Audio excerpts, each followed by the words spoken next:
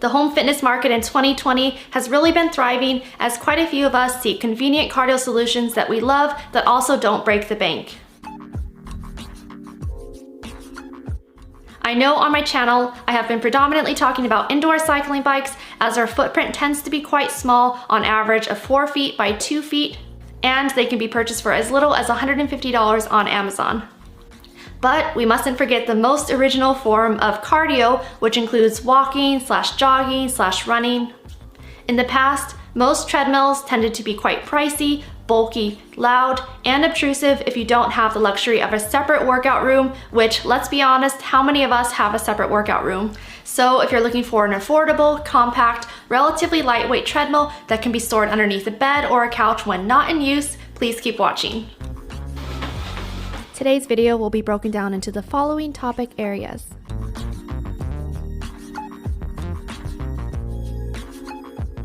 This treadmill originally retails on Amazon for $359, but there is a $60 off coupon code, bringing the total to $299. This treadmill has an easy folding mechanism and a soft drop design. When folded, its dimensions are 55.2 inches by 27.8 inches by 5.1 inches in height. So, for example, if you're planning to store it underneath a couch or a bed, you just have to make sure the clearance from the floor to the top of the bed is at least 5.1 inches.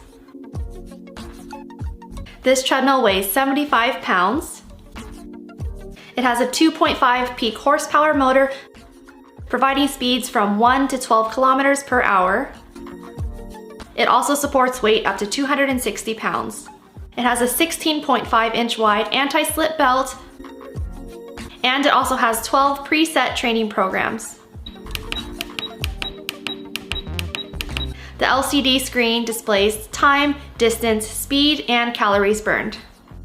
It also includes 6 non-slip mat pieces for the leveling feet.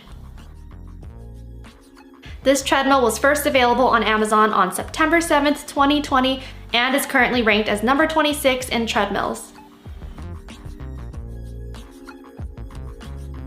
So now I'm going to talk a little bit about my experience with this treadmill. The first thing to note is you must have the magnetic safety strip in place or else the treadmill won't turn on. Initially, when I set my treadmill up, I figured I wouldn't need the magnetic safety strip because usually I don't plug those onto my clothes anyways when I'm jogging. But as I mentioned before, the treadmill won't run until it's in place. The next point might be kind of obvious, but there are no incline functions on this treadmill, but I found that you can still break a decent sweat with a jog.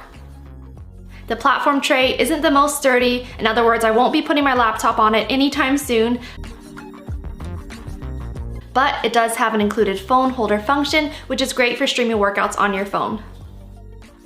I've streamed a few Peloton running workout videos on my phone while using the treadmill, and while you can't adjust the incline to match the instructors, you can still somewhat match your speed to their recommendations, and I find that I still get a better workout following one of those videos versus just trying to motivate myself. Now, since this treadmill is compact and only 27.8 inches in length, it may be a little bit awkward for a taller person if they're running. I'm 5'4" and I find the size to be perfect for me and my stride length. And for a quick note, I did Google what's the average stride length for someone who's 5'4", and what I found is that the average stride length for someone who's 5'4" is 2.2 feet or 27 inches. So I just finished my first workout using this treadmill. It arrived in the mail yesterday and we set it up, and I wanted to test it out today. This is my first time testing it out. I did a quick 20-minute workout and did a total of 2 miles. I just used the Peloton app on my phone. The class I took was with Andy Spear, and I just set my phone right here on this little ledge.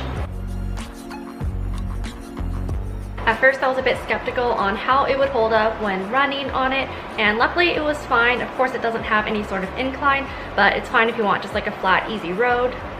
And one thing I like is that the Peloton app also syncs to my Apple Watch, so it is able to track those workouts and those runs on it.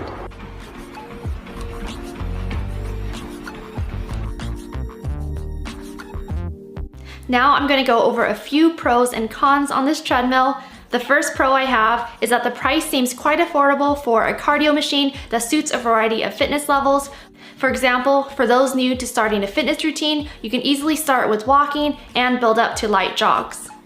The second pro I have is regards to its size. The compact size is convenient, especially if you don't have the luxury of a separate workout room. For example, I have my Peloton bike as well as my treadmill in the master bedroom.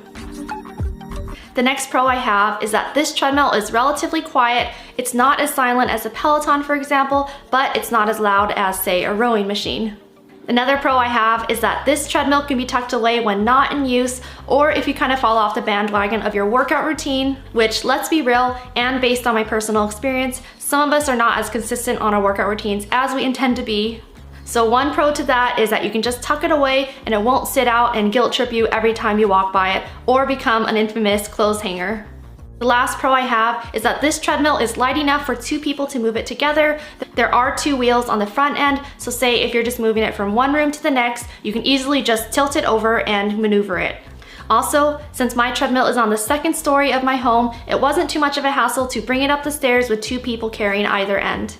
Just think if you were trying to maneuver one of those commercial treadmills that you see at the gym, that would be a whole nother story. Now I'm gonna go over a few cons for this treadmill. The first con I have is that if this treadmill is going to be part of your daily fitness routine, you may want to invest in something that's a little bit more heavy duty or something that has an incline function. I intend to wait until Peloton releases their new treadmill model with an estimated release date sometime in 2021. The next con is that the tray table isn't the most sturdy, so say if you're really breaking a sweat and want something to heavily lean on, or if you forget that it isn't the most sturdy, you don't want it to bend and snap forward. And the last con I have is that the safety strap feels quite flimsy, but it does do the job. And as I mentioned before, the magnetic strip does need to be matched onto the treadmill in order for it to turn on. So anyways, that should do it for today's video. I hope you enjoyed it. Comment down below, what are your thoughts on this treadmill? Do you think it's a great, affordable, compact option, or would you prefer to invest in something that's a little bit more heavy duty, or something that does have an included screen? Also, for those Peloton customers, would you consider investing in the Peloton Tread, or would you choose a different brand?